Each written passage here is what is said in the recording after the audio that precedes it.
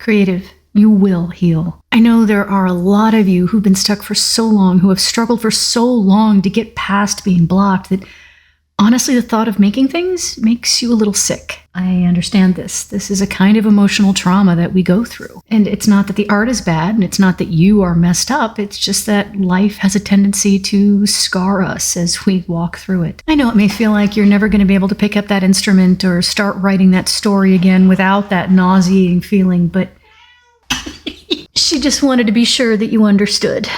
It seems like you will never heal. I know, but I promise you that you will if you don't give up. And I don't mean you have to keep pushing at the thing that made you sick. That's not what I'm saying. But what I'm saying is if you have it in you to create, you can actually shift that desire to some form of art that doesn't involve nausea. And that will get you inertia and get you moving forward. If you do this and you continue to feed yourself, to take in beautiful art, there will come a time that you heal. You will be able to pick up that pen again. You will be able to play that instrument again. I'm going to get personal just for a second. So, generational trauma, PTSD, all kinds of things robbed my love of piano from me. And for quite a few years, I could not play. It made me sick to try. It actually turned my stomach. I felt just a whole bunch of bad feelings. It didn't even make sense, but they were all connected to the trauma in my life that happened to be connected to the piano. Oh, thank you, Bit.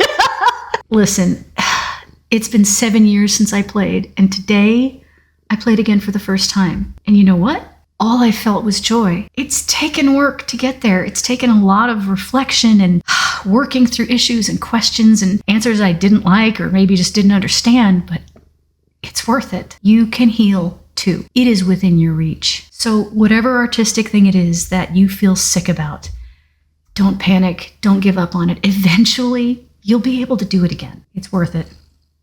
It's really worth it. So whatever you choose to work on today, sit down with me now and let's make something new.